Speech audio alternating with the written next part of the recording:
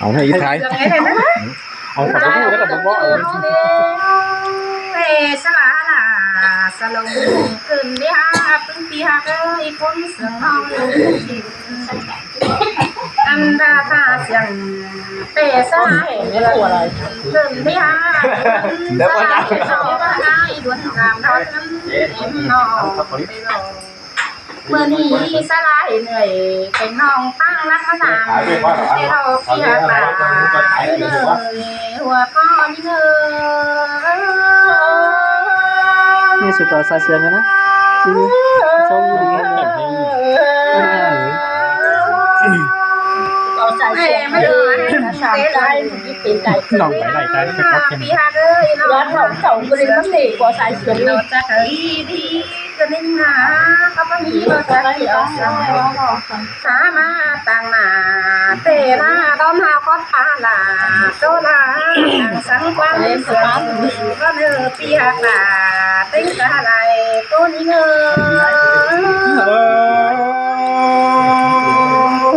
วันน้ำดามวันใดขึ้นในปีเอ้ยจมเจอน้องไอ้น้องใครมีเอาแก้พักพูดมาเล็ดแหลกปลาเทนอลานี่เงยหัวก้อนเงยเดือดเนาะใช่รักเสริมคนยิ่งไม่หาวแก้พักษามันจะแหลกก่อยนั่นเองเป็นไอ้สวยเจียวจำสักลาเสื้อแตกกันว่าเด้น้องแป้งคอกันด่าคอกันไม่หาเปียบ้าเลยน้องหาน้องเอ้ยหันดาลาขอนั่นเราเยอะเอ้ยถือมีผู้นักก็ยังที่เมนเตะดอกเป็นไอ้เอ้ยน้องแป้งก็ต้องมีสักยันเป็นที่เป็นเตะโลเก็บปลายนะสิ่งนี้คือพี่เจนแล้วก็ตั้งผู้ดอกถ้าบ้านน้องมาขอ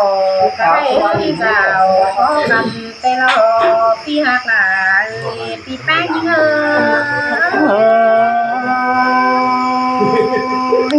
พี่ราตานกระโหน้ำเจ้าไก่เสือเท่าควันพี่เอ้ยน้องปากกากว่าสูงเพื่อมาซื้อของเตรียมแป้งทำเนื้อพี่หักเนื้อน้องอันเฮือนที่หน้าหัวไปไต่เห็นต่อได้เกลือเกินเด้เป็นไอ้หัวมือเหลือเห็นต่อได้เกลือถ้วยนักบุญก็นี่เงินที่หน้าน้องอันหน้าน้องนะขอกระไทยก็ไม่อุ่นน้ำแต่เราปีหักหนาเราสุนัขก็ทำยิ่ง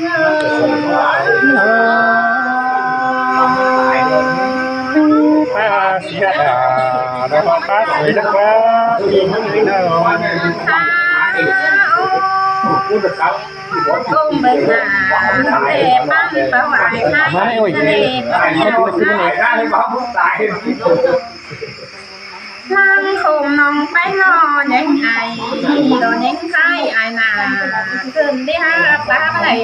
เรื่องมีน้องล่ะเขาก็เต้าเขาลูกยื้อมันจะปลาไหลน้องเมื่อวานน้องสุตานขอน้ำน้ำยาใบหันบ้านเต่าเดี๋ยวนี้ยังรักเนื้อเป็นไอ้เนื้อจูบ้านเต่าอยากง่ายนักว่าใช้ตุ่มเพื่อยิ่งไม่เนื้อปีหักหลารอสลามาทำยิ่งไ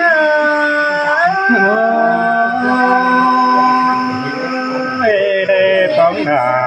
เพิ่นพี่ก๋วยเตี๋ยวตามเนื้อนี่เนื้อต้องเฮาเนื้อง่ายมาทำนี่เราดีเต่าช่วยเราที่จันทร์สุบาเราว่าไม่หัวข้อตาจุ่มหน้าเราที่จุ่มเป็นมือเต้เราปีนาเอ้ยตึ้งปีเต่าเราเต้น้องเต้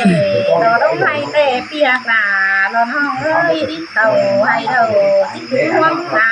เต้น้าลุงอันดาแป้งไปนะที่มีเงินจูส่งหิงลงเป็นสั่งทอว่าปีหักหลาหิงาเต้นกะไหลก็มีเงิ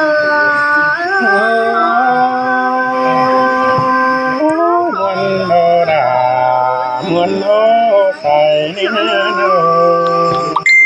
เล่มันนำเมื่อน้องแป้งนี่เป้เราไปซิเป็นตัวหัน